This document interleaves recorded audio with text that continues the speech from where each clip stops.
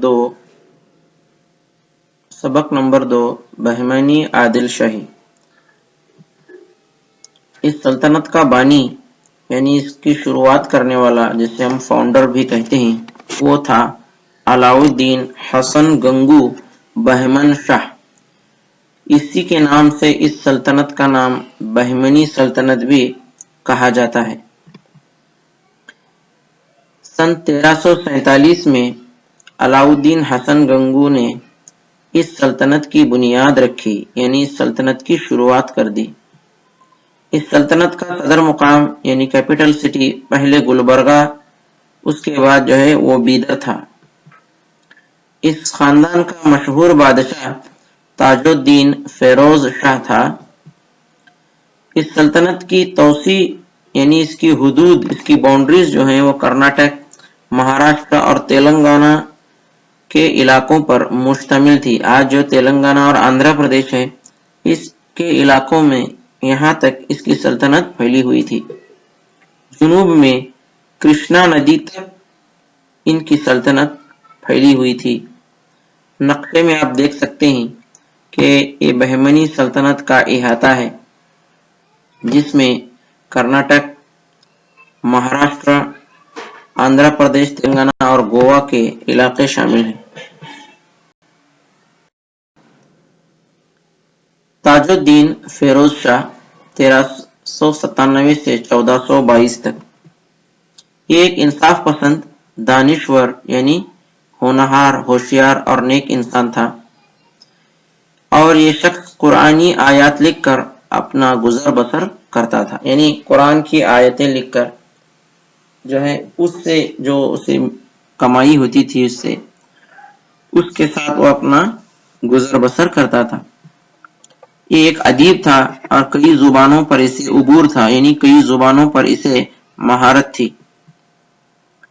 वो इल्म हिंदसा यानी ज्योमेट्री और मजहबी उलूम यानी दीनियात, मजहबी मालूमात पर भी उसे बहुत महारत हासिल थी।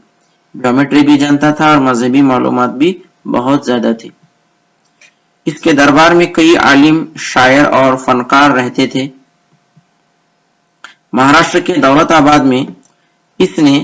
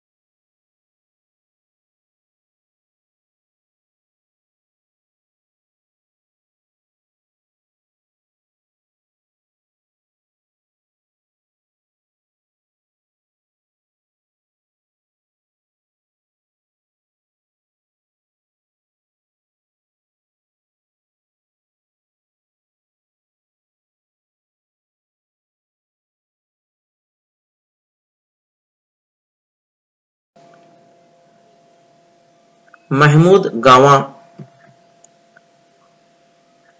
गावा ईरान से भारत आया और वो भारत में गुलबर्गा आया था।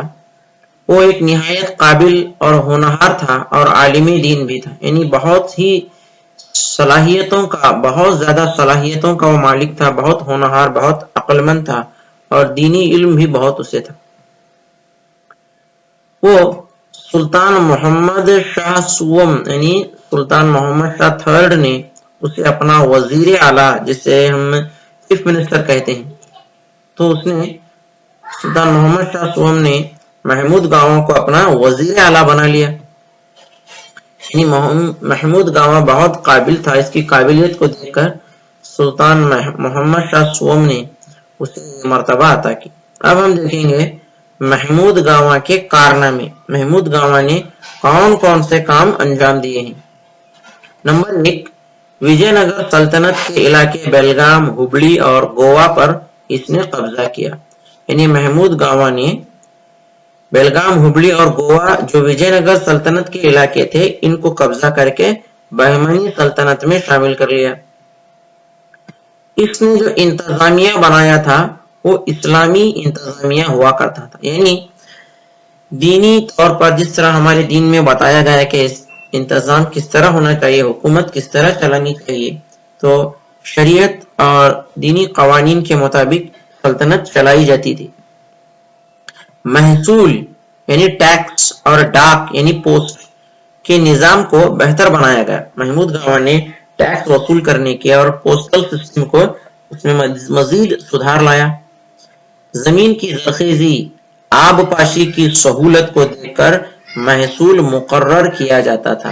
یعنی محمود گاوا نے ایسے اصول اور قانون بنائے کہ کسانوں سے جو ٹیکس لیے جاتے تھے وہ جو ٹیکس ہے وہ زمین زرخیز کتنی ہے اسے دیکھ کر، اور وہاں آب پاشی کی سہولت یعنی پانی کی سہولت ہے یا نہیں اس کو دیکھ کر ٹیکس طے کیا جاتا تھا. اور جو ٹیکس ہے یعنی محصول ہے وہ نقدی کے طور پر وصول کیا جاتا تھا، یعنی پیسوں کی شکل میں ٹیکس لیا جاتا تھا.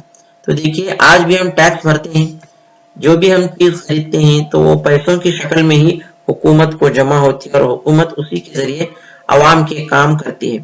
تو تاریخ پڑھنے سے معلومات ہوتی ہے کہ ماضی کی باتوں کو، ماضی کی اچھائیوں کو ہی ہم حال میں اپنا رہے ہیں.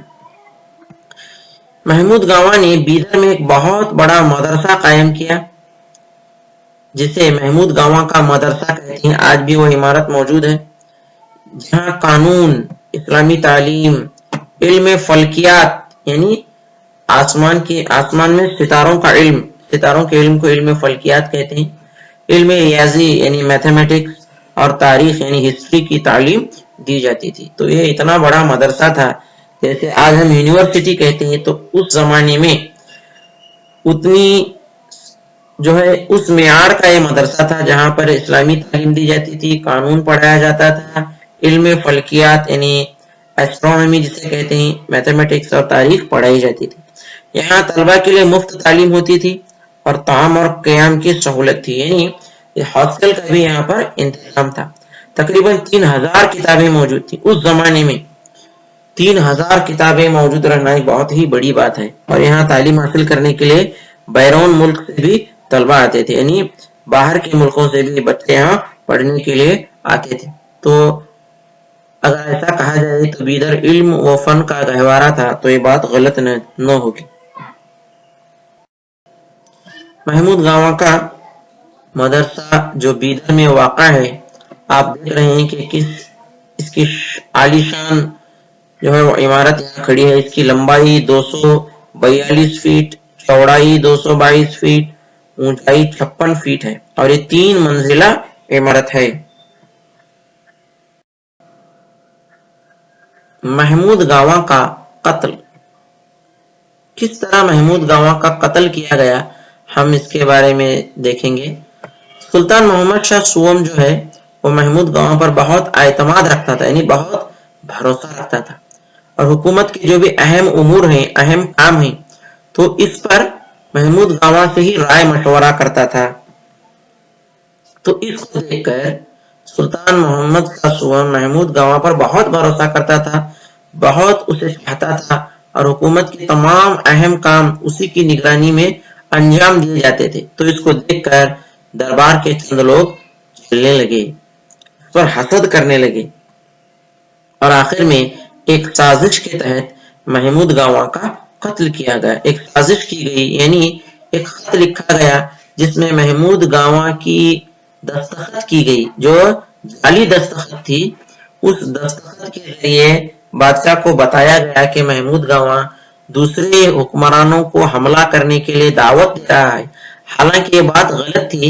محمود گاوا کی نقلی دستخط جسے ڈپلیکیٹ سگنیچر کہتے ہیں، دستخط کر کے خط بادشاہ کو دیا گیا. تو اس سے بادشاہ بھی غلط فہمی کا شکار ہو گیا اور اس کے قتل کا جو ہے وہ حکم صادر کیا گیا. गावा के मकबरे पर यानी उसकी कब्र पर लिखा गया है कि मासूम महमूद गावा का कत्ल किया गया। यानी उसके बाद बादशाह को मालूम हो गया कि महमूद गावा का जो कत्ल किया गया था वो गलत था, ये साजिश थी, बादशाह को मालूम हो गया।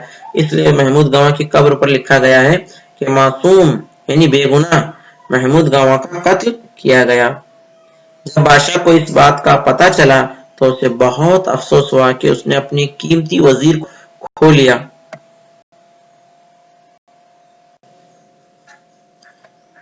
बहमनी सल्तनत की खिदमत, कॉन्ट्रीब्यूशंस ऑफ बहमनी एम्पायर, यानी बहमनी सल्तनत ने भारत को क्या दिया है, यहाँ की तहजीब और तमद्दुन को इनसे क्या मिला है। नंबर 1 हम देखेंगे तालीम के मैदान में इन्होंने इस्लामी तालीम की हौसला अफजाई की, यानी दीनी तालीम को बहुत अहमियत दी जाती थी।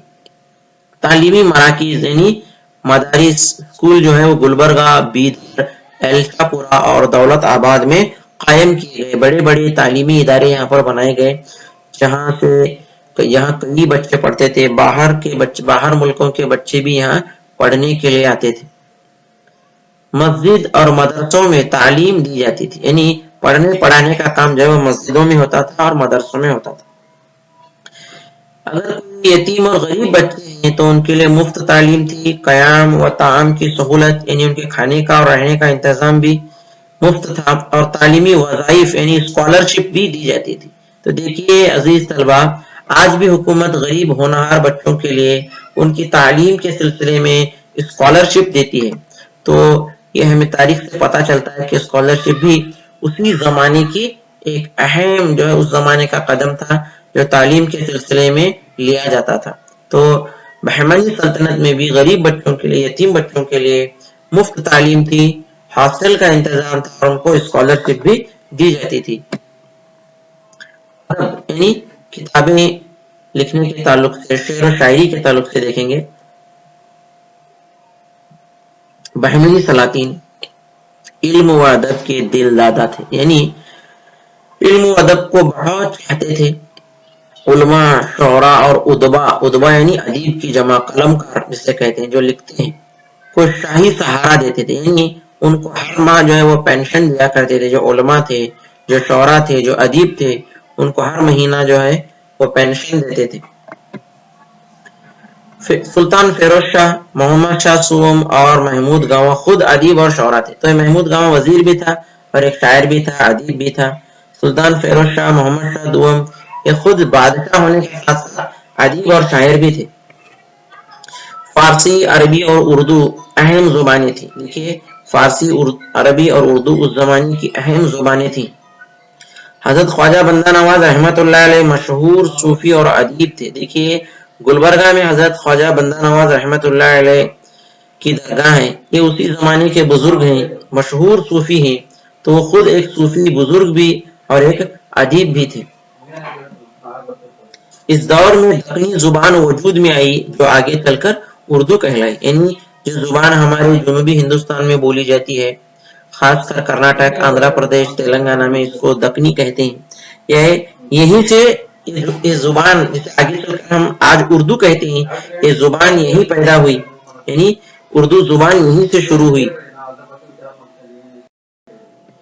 फन तामीरात, आर्किटेक्चर, यानी बहमनी सल्तनत ने क्या क्या बनवाए हैं। तो बहमनी सलातीन का दौर फन तामीरात के लिए मशहूर है, यानी बहमनी सलातीन ने, बहमनी बादशाहों ने कई जो है तामीरात के सिलसिले में बहुत काम किया है।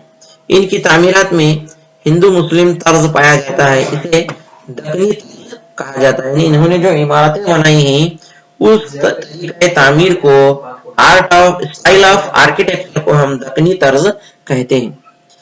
इन्होंने मसाजिद बनाए, महलात बनाए, दरगाह और गुंबद तामीर करवाए।